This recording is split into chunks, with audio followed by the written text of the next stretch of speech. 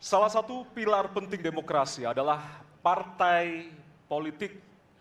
Namun, kepercayaan publik terhadap partai politik di Indonesia selalu rendah. Pertanyaan, apa kebijakan yang akan Anda lakukan untuk melakukan pembenahan tata kelola partai politik? Waktu untuk menjawab 2 menit dimulai dari sekarang. Saya rasa lebih dari sekedar partai politik. Rakyat tidak percaya kepada proses demokrasi yang sekarang terjadi. Itu jauh lebih luas dari sekedar partai politik. Ketika kita bicara demokrasi, minimal ada 3. Minimal 3 nih. 1 adalah adanya kebebasan berbicara. Yang kedua, adanya oposisi yang bebas untuk mengkritik pemerintah dan menjadi penyeimbang pemerintah. Yang ketiga, adanya proses pemilu, proses pilpres yang netral, yang transparan, jujur, adil. 3. Dan kalau kita saksikan akhir-akhir ini, 2 ini mengalami problem. Kita menyaksikan bagaimana kebebasan berbicara menurun, termasuk mengkritik partai politik. Dan angka demokrasi kita menurun, indeks demokrasi kita. Bahkan pasal-pasal yang memberikan kewenangan untuk digunakan secara karet kepada pengkritik, misalnya Undang-Undang ITE atau pasal 14, 15 Undang-Undang Nomor 1 tahun 1946. Itu semua membuat kebebasan berbicara menjadi terganggu. Yang kedua, oposisi. Kita saksikan minim sekali adanya oposisi selama ini. Dan sekarang ujiannya adalah besok. Bisakah pemilu diselenggarakan dengan netralitas, dengan adil, dengan jujur? Ini ujian ketiga. Jadi, persoalan demokrasi kita lebih luas dari segala persoalan kepada partai politik. Nah, bagaimana untuk partai politik sendiri? Partai politik perlu mengembalikan kepercayaan. Tapi di sini ada peran negara. Menurut saya salah satu masalah yang mendasar partai politik ini memerlukan biaya. Dan biaya politik selama ini tidak pernah diperhatikan di dalam proses politik. Untuk kampanye, untuk operasional partai, semua ada biayanya. Sudah saatnya pembiayaan politik itu dihitung dengan benar. Ada transparansi, sehingga rakyat pun melihat ini institusi yang bisa dipertanggungjawabkan. Jadi salah satu reformnya adalah reform pembiayaan politik oleh partai politik. Terima kasih. Baik. Waktu sudah habis, terima kasih. Kini kami persilakan calon presiden nomor urut 2 untuk menanggapi jawaban calon presiden nomor urut 1. Waktunya 1 menit dimulai dari sekarang. Mas Anies.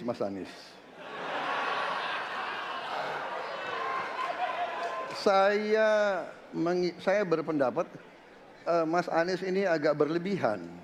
Mas Anies mengeluh tentang demokrasi ini dan itu dan ini. Mas Anies dipilih jadi gubernur DKI menghadapi pemerintah yang berkuasa.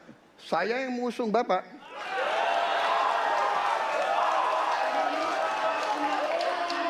Kalau demokrasi kita tidak berjalan, tidak mungkin Anda jadi gubernur.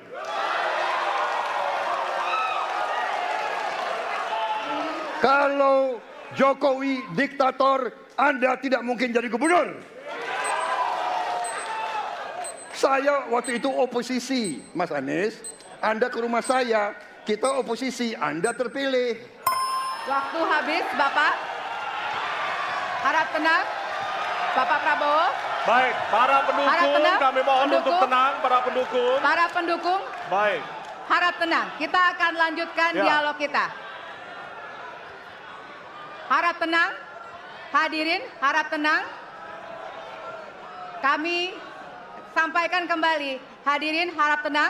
Apabila tidak tenang, maka debat tidak dapat dilanjutkan. Ya, kami mohon kerjasamanya kepada para hadirin yang berada di halaman gedung KPU untuk bisa menaati aturan yang telah kita sepakati bersama. Ya.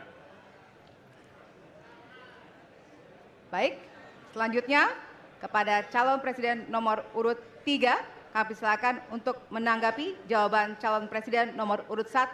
Waktunya 1 menit dari sekarang. Saya jadi tidak enak ini Mbak hari ini. Mohon maaf. Saya tidak enak karena 2 kawan saya sedang nagih janji dan membuka buku lama. Tapi percaya begini, yang pertama tidak ada demokrasi tanpa partai politik. Tidak ada, suka tidak suka, mau tidak mau.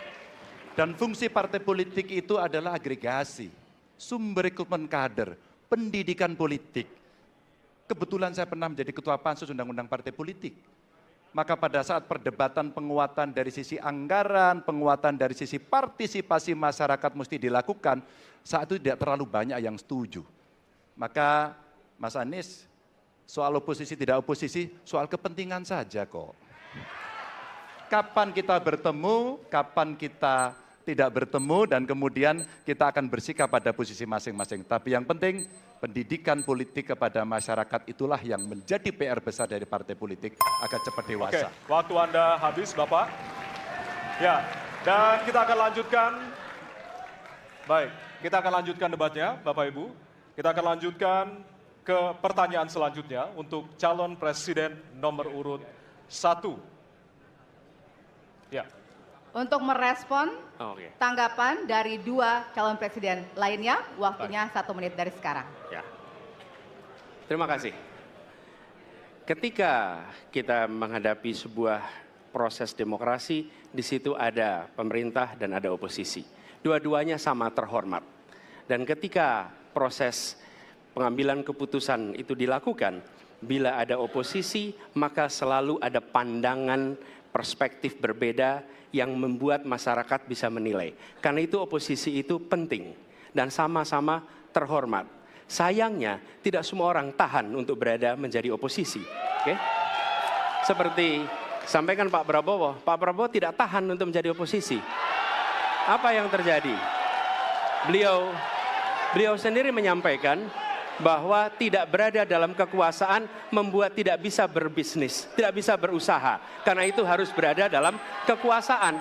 Kekuasaan lebih dari soal bisnis, kekuasaan lebih dari soal uang, kekuasaan soal kehormatan untuk menjalankan kedaulatan rakyat. Baik, waktu Anda Baik, habis, Bapak. terima Kami kasih. mohon sekali lagi kepada para hadirin yang berada di Hadirin. halaman KPU. Ditahan dulu. Baik, baik. Pak Prabowo, Bapak mohon maaf. Prabowo, Bapak, mohon maaf. Waktu sudah Nanti habis. Waktu ada sudah kesempatan. habis. Ya.